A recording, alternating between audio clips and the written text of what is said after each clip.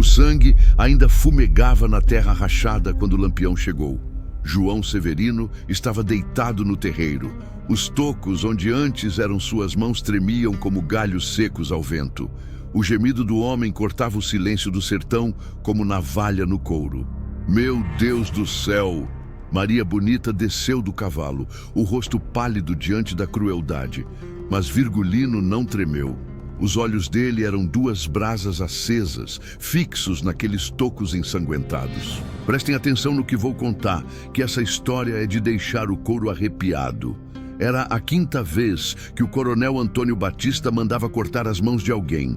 5 homens, 5 pais de família, 5 desgraçados que só queriam matar a fome dos filhos.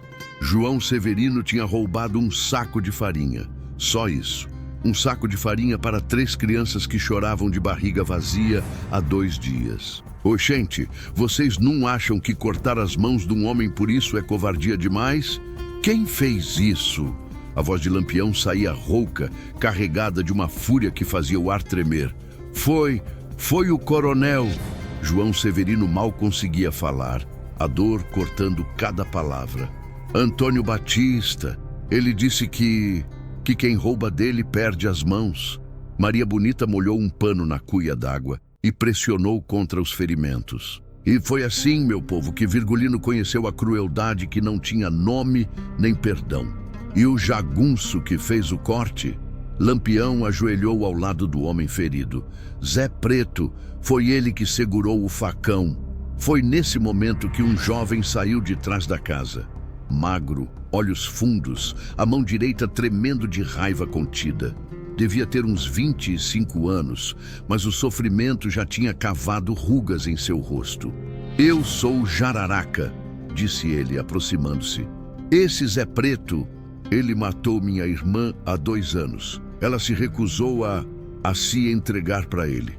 Quem conhece sertão sabe que quando o destino junta homens com sede de justiça, o sangue vai correr até a última gota da vingança. Lampião ergueu os olhos para o rapaz. Via naquele rosto a mesma fúria que queimava em seu peito. Tu sabe usar arma? Sei sim, senhor. E sei onde eles se escondem. Prestem atenção no que vou contar, porque foi naquele terreiro ensanguentado que nasceu uma aliança que o sertão jamais esqueceria. Virgulino estendeu a mão para Jararaca. Então tu vai comigo. Esse coronel e seu jagunço vão pagar por cada lágrima, por cada gota de sangue. Maria Bonita terminou de enfaixar João Severino e se levantou, os olhos também duros como pedra. Virgulino, 5 homens já perderam as mãos, 5 famílias destroçadas. E não vai ter cesta, cortou Lampião. A peixeira reluzindo na cintura parecia pulsar junto com sua raiva. Jararaca, tu conhece outros que sofreram na mão desse coronel? Conheço sim. Corisco anda por aqui também. Perdeu o primo pro mesmo Zé Preto. Como meu avô dizia, quem planta vento colhe tempestade. E o coronel Antônio Batista tinha plantado uma tempestade de sangue que estava prestes a desabar sobre sua cabeça. O sol começava a se pôr, tingindo o céu de vermelho como uma profecia. João Severino conseguiu se sentar, apoiado na parede da casa. Seu Lampião, o senhor vai mesmo fazer justiça? Vou. A resposta saiu seca, definitiva. E quando eu terminar, nem cachorro vai latir perto da fazenda desse maldito. Não se engane, meu povo. Quando Virgulino dava sua palavra, era como escrever na pedra. Não voltava atrás, não tremia, não duvidava. Jararaca olhou para o horizonte, onde as luzes da fazenda do coronel brilhavam na distância. Ele tem uns 20 jagunços, seu Lampião, e o casarão é cercado de muralha. Já enfrentei coisa pior.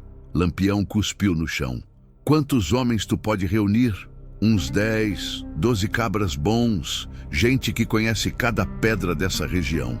Maria Bonita se aproximou do marido, a voz baixa, mas firme. Virgulino, esse homem tem sangue inocente nas mãos. Mas cuidado, a fazenda dele fica no alto do morro. Escutem bem, que essa é de deixar o couro arrepiado. A fúria que tomou conta de Lampião naquele momento não era só raiva. Era justiça em estado puro, a sede de ver o opressor pagando pela crueldade. Jararaca! Virgulino se virou para o rapaz. Tu vais ser meu braço direito nessa empreitada. Mas quando chegar na hora de acertar as contas com Zé Preto, essa conta é tua. Os olhos de Jararaca brilharam. Não era só gratidão. Era a promessa de uma vingança que vinha sendo guardada há 2 anos. E aí, cabra bom, se tu também acha que justiça tem que ser feita na bala, deixa teu curtir, se inscreve aí que o sertão ainda tem muita conta para acertar.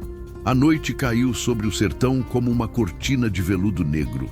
João Severino adormeceu com a ajuda de um chá de ervas que Maria Bonita preparou, mas Lampião não conseguia fechar os olhos. O sertão tem memória, meu povo, e ninguém esquece o que vê. Cada gemido de dor daquele homem mutilado ecoava na cabeça de Virgulino como um martelo batendo na bigorna. Amanhã cedo nós começamos, disse ele para Jararaca, que também não conseguia dormir. Primeiro reunimos os homens, depois estudamos a fazenda, e quando a lua nova chegar, o coronel vai pagar, completou Jararaca. Mas quem ousaria mexer com a fúria de 2 homens sedentos de justiça? A resposta para essa dor estava ali, nas sombras do sertão. A busca começava, e ninguém no caminho dessa vingança estaria a salvo. O vento soprava forte naquela noite, carregando o cheiro de sangue seco e a promessa de que, em breve, muito mais sangue ia correr. Mas dessa vez, seria o sangue de quem mereceu. Agora senta que lá vem história boa, daquelas que não se esquece. O sol mal tinha nascido quando Lampião e Jararaca começaram a reunir os homens. O acampamento ficava escondido numa grota cercada de mandacarus, longe dos olhos dos espiões do coronel. Corisco chegou primeiro, montado num cavalo zaino, a cartucheira atravessada no peito. Atrás dele vinham mais 6 cangaceiros, todos com a marca da revolta estampada no rosto. Soube que o desgraçado cortou mais um, disse Corisco, cuspindo no chão. Meu primo Antônio foi o segundo. Perdeu as 2 mãos por roubar um punhado de milho. Quem viveu nesse sertão sabe que coragem aqui é palavra sagrada. E quando homens de coragem se juntam para fazer justiça, nem o diabo consegue pará-los. Jararaca contou a história da irmã para os outros cangaceiros. Não se engane, o que vou contar é mais forte que bala de revólver. Antônia tinha 16 anos quando Zé Preto tentou forçá-la. Ela resistiu, arranhou o rosto dele com as unhas. No dia seguinte, apareceu morta no açude, com marcas de corda no pescoço. Esse cachorro vai pagar caro, rosnou um dos cangaceiros, conhecido como Volta Seca. Maria Bonita observava de longe, sentada numa pedra, afiando uma peixeira pequena que sempre carregava. Como minha avó dizia, quando uma mulher afia a lâmina, é porque a guerra chegou até os ossos. Virgulino, ela chamou, aproximando-se do grupo. Cuidado com essa sede de vingança. Sei que a justiça precisa ser feita, mas... Mas o que, Maria? Lampião parou de limpar o rifle e olhou para ela. Mas não se deixe virar o mesmo demônio que vocês vão enfrentar.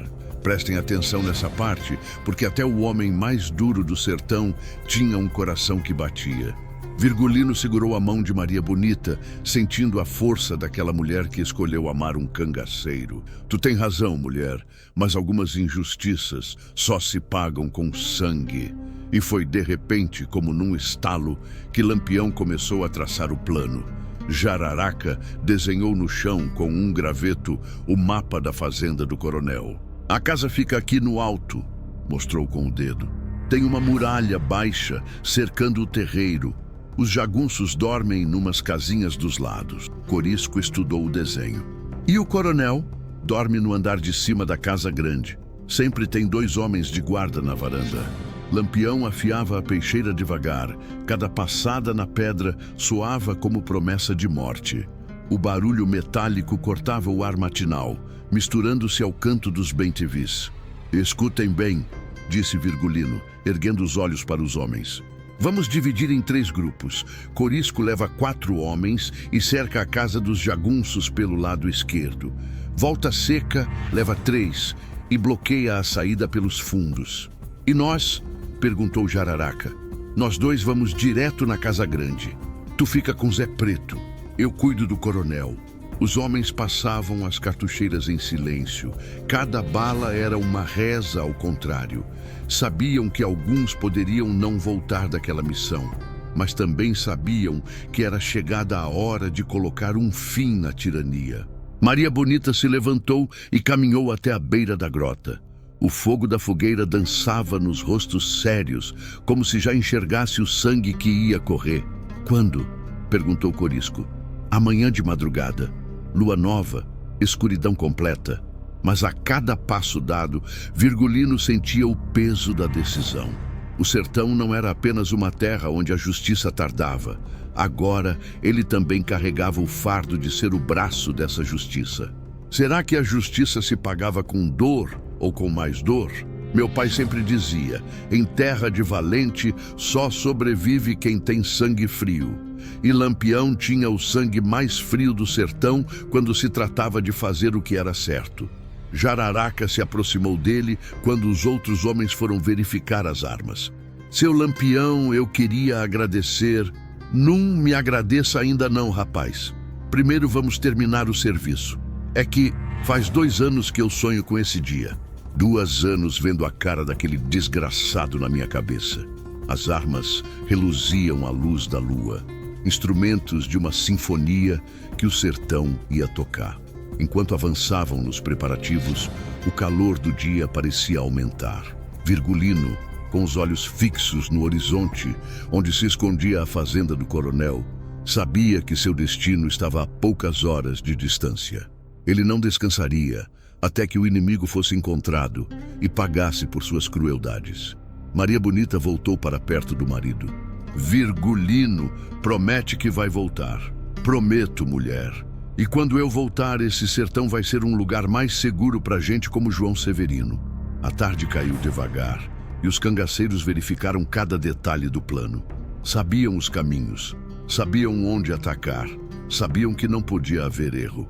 O que Virgulino não sabia era que o coronel também estava se preparando. Informantes tinham levado a notícia de que Lampião andava pela região.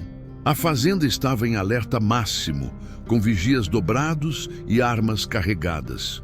O sertão, com seus mistérios, nunca deixaria um homem escapar ileso. A vingança se aproximava, mas também o perigo se aproximava. E quem estaria disposto a pagar o preço mais alto nessa guerra de justiça e sangue? A madrugada chegou silenciosa como a morte. Não se engane, meu povo, o que aconteceu foi coisa de arrepiar. Lampião e seus homens se moviam pela caatinga como sombras, cada passo calculado para não fazer barulho nos espinhos secos. O tempo parou. Jararaca caminhava ao lado de Virgulino, a respiração suspensa, o suor escorrendo pelo rosto, mesmo no frio da madrugada. Cada passo ecoava como trovão no coração dos cangaceiros. 1, 2, 3. E o sertão segurou a respiração. A fazenda do coronel Antônio Batista se erguia no alto do morro como uma fortaleza do mal. As janelas da Casa Grande brilhavam fracamente à luz das lamparinas. 2 jagunços caminhavam pela varanda, rifles nas mãos. Ali, sussurrou Jararaca, apontando para uma casinha ao lado. É onde Zé Preto dorme. A caatinga assistia calada, até os espinhos pareciam se curvar de medo. Nenhuma coruja ousava piar. Era como se a própria natureza soubesse que a justiça estava chegando. Lampião ergueu a mão, dando o sinal. Corisco e seus homens desapareceram na escuridão, movendo-se para cercar a casa dos jagunços. Volta Seca levou seu grupo pelos fundos, fechando todas as saídas. O vento parou de assobiar. Nem as cigarras ousavam fazer barulho. Foi então que um dos vigias da varanda acendeu um cigarro. A brasa vermelha cortou a escuridão como um sinal de alerta. O homem olhou na direção da caatinga, desconfiado. Tem alguma coisa errada, murmurou para o companheiro. Mas era tarde demais. A peixeira subia devagar, refletindo a luz fraca da lua nos olhos do condenado. Lampião se moveu como um fantasma, emergindo dos arbustos atrás dos vigias. O primeiro nem teve tempo de gritar. A lâmina cortou sua garganta num movimento limpo e silencioso. O segundo vigia se virou, os olhos arregalados de terror. Lam! A palavra morreu em sua boca quando Jararaca saltou sobre ele, tapando-lhe a boca com uma mão e enfiando a peixeira entre as costelas com a outra. O silêncio esticou como corda de viola antes de arrebentar. De repente, gritos ecoaram das casinhas dos jagunços. Corisco e seus homens tinham atacado. O barulho de tiros rasgou a madrugada como trovões de inferno. "Agora!" rosnou o Lampião. Eles saltaram pela janela da varanda e entraram na casa grande. O coronel Antônio Batista desceu as escadas correndo de camisola, um revólver tremendo em suas mãos. "Quem está aí?" gritou ele, os olhos pequenos e porcos procurando na escuridão. Lampião ergueu a arma com a calma de quem reza, mas era oração de morte. "Eu sou a justiça que tu nunca pensou que ia chegar", disse Virgulino, saindo das sombras. O coronel empalideceu ao reconhecer o rosto mais temido do sertão. "Lampião, eu posso pagar? Com que dinheiro tu vai pagar as mãos de 5 homens inocentes?" Os cavalos avançavam silenciosos pela estrada da lembrança. Mas agora o barulho dos cascos foi substituído por uma voz familiar, vinda dos fundos da casa. "Socorro! Socorro!" Era Zé Preto. O jagunço malvado tinha acordado com o tiroteio e tentava escapar pelos fundos, mas Volta Seca e seus homens estavam lá esperando. "Jararaca!" gritou Lampião. "Tua hora chegou!" O jovem cangaceiro saiu correndo em direção aos gritos. Encontrou Zé Preto no terreiro dos fundos, cercado pelos homens de Volta Seca. O jagunço era um homem grande, braços grossos de tanto cortar lenha e cortar outras coisas. "Tu é Jararaca?" perguntou Zé Preto, reconhecendo o rapaz. "O irmão daquela vadia que não quis..." A frase não terminou. Jararaca ergueu a peixeira com uma fúria que vinha de 2 anos de dor guardada. Ela se chamava Antônia e não era vadia nenhuma. Joaquim Preto, ao ver Jararaca se aproximando, riu com escárnio. "O que pensa que vai fazer, moleque? Atacar quem quiser e sair impune?" Jararaca, com os olhos frios como gelo queimado, respondeu: "O único que vai sair impune aqui é quem pensar que matar mulher inocente não tem preço." O facão cortou o ar como um raio. Zé Preto tentou defender, mas a fúria de 2 anos de vingança represada era mais forte que qualquer defesa. E o grito de Zé Preto foi abafado pela força do golpe. Dentro da casa grande, o coronel tentava negociar com Lampião. "Escuta aqui, cangaceiro. Eu tenho muito dinheiro guardado, ouro, prata, terras. O que tu tem é sangue inocente nas mãos", cortou Virgulino. "E sangue só se paga com sangue. Mas eles eram ladrões, roubaram de mim. Eles eram pais de família com fome." A voz de Lampião ecoou pela casa como um trovão. "E tu cortou as mãos deles por um punhado de farinha. Prestem atenção, que vou contar a história de homem e coragem." O coronel tentou levantar o revólver, mas suas mãos tremiam tanto que mal conseguia segurar a arma. "Oxente, e vocês? Lampião fez certo ou fez errado? O que vocês fariam se vissem 5 homens mutilados por causa da ganância de um só?" Lampião deu um passo à frente. O coronel recuou, tropeçou na escada e caiu sentado no chão. "Por favor, eu tenho filhos. João Severino também tem. E agora ele não consegue mais nem fazer carinho neles." Do lado de fora, o tiroteio foi diminuindo. Os jagunços do coronel estavam sendo derrotados um por um pelos cangaceiros experientes de Lampião. Jararaca voltou para dentro da casa, a peixeira ainda ensanguentada. Seus olhos tinham uma paz que não existia há 2 anos. "Acabou", disse ele simplesmente. Lampião assentiu. Era chegada a hora da justiça final. O coronel tentou se levantar, mas Virgulino botou o pé em seu peito, empurrando-o de volta para o chão. "Antônio Batista", disse Lampião, a voz saindo baixa e terrível. "Por cada mão que tu mandou cortar, tu vai pagar o dobro." A luta parecia ter acabado, mas Virgulino sabia que o verdadeiro inimigo ainda estava ali, tremendo no chão da sua própria casa.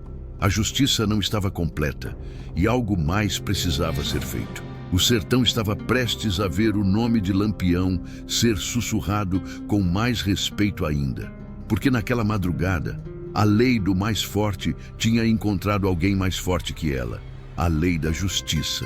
Mas seria que a vingança traz mesmo a paz? Ou será que ela só planta a semente de mais violência? O que aconteceu naquela casa no alto do morro mudaria o sertão para sempre. Como diz o velho, quando o sertão fala, até Deus escuta. E naquela madrugada, o sertão estava prestes a falar a linguagem que o coronel Antônio Batista entendia, a linguagem da justiça pura. O silêncio que caiu sobre a fazenda era pesado como chumbo derretido. Os últimos tiros tinham ecoado, os últimos gritos se calaram. Só restava o coronel, tremendo no chão da sala, olhando para Lampião como um rato olha para a cobra. "Levanta!" ordenou Virgulino, a voz cortando o ar como chicote. Antônio Batista se levantou devagar, as pernas bambas, o revólver esquecido no chão. O céu pesava como chumbo derretido sobre a terra rachada. Lá fora, as primeiras luzes do amanhecer começavam a clarear o horizonte. "Tu sabe por que eu vim aqui?" perguntou Lampião. Eu sei." "Então fala, quero ouvir da tua boca." O coronel engoliu seco. Por causa dos homens que roubaram." "Que nada!" A voz de Lampião explodiu como um tiro. "Por causa dos homens que tu mutilou, 5 pais de família que só queriam matar a fome dos filhos." As sombras das árvores secas desenhavam cruzes no chão da sala, como se o próprio destino estivesse marcando o local onde a justiça seria feita. Jararaca entrou pela porta dos fundos, ainda carregando a peixeira suja do sangue de Zé Preto. Seus olhos tinham uma paz estranha, como se um peso de 2 anos tivesse saído de seus ombros. "Zé Preto não vai cortar mais nada nesse mundo", disse ele. Maria Bonita apareceu na janela montada em seu cavalo. "Virgulino, os outros jagunços fugiram. Corisco está indo atrás." Lampião acenou para ela, mas não tirou os olhos do coronel. "Prestem atenção que vou contar a história de como a justiça chegou. Porque era chegada a hora de mostrar que no sertão, quem oprime o pobre paga o preço mais caro." "Antônio Batista", disse Virgulino, tirando a peixeira da cintura. "Tu cortou 10 mãos de 5 homens inocentes. Mas eles roubaram? Eles eram ladrões? Eles eram pais desesperados." A lâmina brilhou na luz fraca da lamparina. "E tu vai pagar por cada dedo que mandou decepar." O coronel caiu de joelhos. "Por favor. Eu tenho filhos pequenos. Tenho mulher." João Severino também tem. "E como é que ele vai fazer carinho nos filhos agora, sem as mãos?" Meu tio contava assim: "O cabra que não respeita o sertão aprende do jeito certo." E o coronel ia aprender da pior maneira possível. "Jararaca", disse Lampião. "Segura ele." O jovem cangaceiro agarrou os braços do coronel, que tentava se debater, mas não adiantava. A força da justiça era maior que qualquer resistência. "Tu tem 2 escolhas", disse Virgulino, aproximando a peixeira do rosto do homem. "Ou tu estica as mãos, ou eu corto tua cabeça de uma vez." Antônio Batista estava chorando agora, lágrimas grossas descendo pela cara rechonchuda. "Eu imploro, eu dou tudo o que tenho. Tu já devia ter dado para os pobres há muito tempo." "Oxente, e vocês? Se fosse a família de vocês que tivesse sofrido, o que fariam?" A justiça às vezes precisa ser dura como o sertão, seca como a caatinga. O coronel, vendo que não tinha escapatória, estendeu as mãos tremendo. Com uma precisão que só a fúria da justiça dá, Lampião levantou a peixeira. "Aqui não tem perdão", disse ele, seco como a terra rachada. "Não é qualquer história não, é daquelas que atravessa gerações." O que aconteceu naquele momento na fazenda do coronel virou lenda no sertão. Alguns dizem que foi cruel demais. Outros dizem que foi a justiça mais justa que já se viu naquelas terras. O primeiro golpe cortou a mão direita do coronel. O grito ecoou pela casa como o uivo de animal ferido. Jararaca segurou firme, não deixando o homem cair. "Uma mão de João Severino", disse Lampião. O segundo golpe cortou a mão esquerda. Mais gritos, mais sangue molhando o chão da sala. "A outra mão de João Severino." E assim foi com os outros. Cada golpe de Lampião era uma conta sendo quitada. Cada corte era uma lágrima de criança órfã sendo vingada. Quando terminou, o coronel estava desmaiado no chão, o sangue espalhado pela sala como tinta vermelha, mas ainda estava vivo. Oxente, mas será que Lampião parou por aí? Não se engane, que cada palavra aqui tem cheiro de verdade do sertão. Virgulino limpou a peixeira na roupa do coronel e olhou para Jararaca. Agora ele sabe como é. Vai deixar ele vivo? Perguntou o jovem. Vou, para ele lembrar todo dia do que fez e para todo mundo ver que ninguém mexe com o povo e sai ileso. Maria Bonita entrou na casa, olhou para a cena e balançou a cabeça. Virgulino, vamos embora. A justiça foi feita. Com uma precisão fatal, Virgulino pegou o punhal e fez uma marca na testa do coronel desacordado. Uma cruz funda que ficaria para sempre na cara dele como marca da justiça de Lampião. Para João Severino e todos os que acham que podem desafiar o sertão, murmurou Virgulino. E para que todo mundo saiba, quem oprime o pobre paga o dobro. Lá fora, Corisco voltou com os homens. Alguns jagunços tinham escapado, mas a fazenda estava tomada.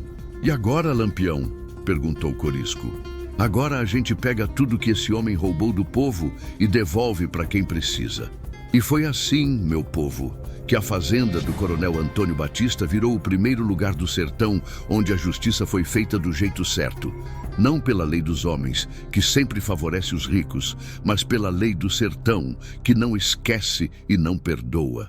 Jararaca olhou pela janela, vendo o sol nascer sobre as terras que agora eram livres da tirania. Seu Lampião, obrigado. Não me agradeça, rapaz. Tu mesmo fez tua justiça com Zé Preto. Mas foi o Senhor que me deu coragem para isso. O nome de Lampião agora era lenda, mas o sertão nunca esquece. Mais inimigos se escondiam nas sombras, outros coronéis cruéis que achavam que podiam fazer o que quisessem com os pobres. E o próximo desafio para Virgulino seria mais sombrio do que ele imaginava. Porque a notícia do que aconteceu na fazenda de Antônio Batista ia se espalhar pelo sertão inteiro e nem todos iam gostar de saber que havia alguém cobrando justiça para os oprimidos. Mas, por enquanto, a justiça tinha sido feita, e isso bastava. Quem conhece essas veredas sabe que cada passo pode ser o último. Mas naquela manhã, depois da justiça feita, os passos de Lampião e seus homens ecoavam diferentes. Eram passos de quem cumpriu a palavra empenhada. O sol já estava alto quando começaram a vasculhar a fazenda do coronel. Nos baús e esconderijos, encontraram riquezas que davam para alimentar uma cidade inteira durante meses. Sacas de milho, feijão, farinha, moedas de ouro guardadas em potes de barro, joias que o coronel tinha tirado de famílias endividadas. Olha só essa miséria toda, disse Corisco, abrindo um baú cheio de R$1000. Enquanto o povo morria de fome, esse desgraçado guardava comida para dar aos porcos. Maria Bonita organizava a distribuição. Como minha avó dizia, quando Deus fecha uma porta, abre uma janela. E naquele dia, a janela da justiça tinha se escancarado para o povo sofrido da região. Jararaca, chamou Lampião. Tu conhece as famílias mais necessitadas? Conheço sim, seu Lampião. A começar pela família de João Severino. Enquanto as famílias recebiam o que lhes tinha sido negado por tanto tempo, uma emoção diferente tomou conta daquele lugar. Não era só alegria, era a sensação de que pela primeira vez a justiça tinha chegado antes da morte. As carretas começaram a descer do morro carregadas de mantimentos. Na primeira estava João Severino, ainda com os tocos enfaixados, mas os olhos brilhando de esperança renovada. Seu Lampião, disse ele, a voz embargada, como é que eu vou agradecer? Não precisa agradecer, João. Tu só recuperou o que era teu por direito. Agora escutem com cuidado, que o sertão fala de muitas maneiras. E naquele dia, ele falava a linguagem da dignidade devolvida. Mas a paz durou pouco. Quando o último saco de farinha estava sendo carregado, Volta Seca veio correndo do posto de vigia. Lampião! Tem uma nuvem de poeira vindo pela estrada principal. Virgulino largou o saco que carregava e pegou o binóculo. No horizonte, uma comitiva de cavaleiros se aproximava em disparada. Prestem atenção nessa parte, porque o sertão nunca deixa um homem em paz por muito tempo. São quantos? Perguntou Corisco. Uns 15, 20 cavaleiros. E pelo jeito que cavalgam, não vêm em paz. Maria Bonita se aproximou do marido. Quem pode ser? Volantes do governo ou jagunços de outro coronel. Virgulino sabia que não havia descanso. Os homens que tinham visto a justiça ser feita na fazenda de Antônio Batista agora vinham com mais ódio, mais sede de sangue. O sertão sempre cobra o que lhe é devido. Pessoal! Gritou Lampião para os cangaceiros. Arrumem as armas! A festa acabou! As famílias que estavam recebendo os mantimentos começaram a se dispersar, levando o que conseguiam carregar. Algumas mulheres choravam. De medo ou de gratidão, ninguém sabia direito. Como diz o ditado daqui, quem mexe com o destino paga no mesmo dia. E o destino estava chegando montado e armado. Jararaca verificou a cartucheira. Seu Lampião, esses podem ser os jagunços que fugiram ontem? Podem. Ou podem ser reforços que o coronel tinha chamado. A comitiva se aproximava rapidamente. Já dava para ver que eram homens armados até os dentes, cavalos espumando de tanto correr. Corisco leva 5 homens e cerca eles pela esquerda. Volta Seca vai com 3 pela direita. E nós? Perguntou Jararaca. Nós vamos receber eles aqui mesmo, no terreiro da fazenda. A verdade do sertão é dura, mas ouçam que vale a pena. Quando um homem faz justiça, sempre aparece outro querendo cobrar vingança. É a lei da terra. Para cada ação, uma reação igual e contrária. Maria Bonita montou no seu cavalo. Virgulino, eu vou com as famílias para proteger quem não pode se defender. Vai sim, mulher. E se a coisa ficar preta, tu leva todo mundo para a grota do Angico. O vento traz lembrança de tudo que se passou naquele lugar. E naquele momento, ele trouxe o cheiro de pólvora e suor de cavalo. Os cavaleiros chegaram levantando poeira como uma tempestade de areia. Na frente vinha um homem de bigode grisalho, farda militar, chapéu de couro, capitão dos volantes. Lampião! Gritou o homem, ainda em movimento. Em nome da lei, você está preso! A resposta de Virgulino veio na forma de um tiro de rifle que derrubou o chapéu do capitão. Lei! Que lei foi essa que protegeu os homens mutilados pelo coronel? Meu tio dizia, cada causo traz lição, e essa é daquelas que ninguém esquece. A lição daquele dia era simples. No sertão, a justiça verdadeira sempre arruma inimigos. O tiroteio começou pesado. Os volantes tinham armas melhores, mas os cangaceiros conheciam cada pedra daquele terreno. Jararaca se abaixou atrás de uma carroça virada. Seu Lampião, são soldados do governo. Soldados do governo ou jagunços particulares, tanto faz. Todos defendem os mesmos coronéis. Eu já vi muita coisa nessa vida, mas essa história não se encontra em livro, não. O que se viu naquele tiroteio foi coragem pura de um lado e ganância do outro. As balas sibilavam pelo ar como cobras venenosas. Corisco e seus homens atacaram pela lateral, pegando os volantes de surpresa. 3 soldados caíram logo nos primeiros minutos. Recuem! Gritou o capitão. Recuem para a estrada! Mas Volta Seca tinha cortado a retirada. Os volantes estavam cercados no próprio terreiro da fazenda. A prosa do sertão é cheia de perigo, e vou lhes contar uma agora. O perigo maior não era morrer lutando, era deixar que a injustiça voltasse a reinar naquelas terras. Capitão, gritou Lampião, seus homens estão morrendo por defender ladrão. Vale a pena? Você é um criminoso, Lampião, um assassino. Eu sou a justiça que vocês esqueceram de fazer.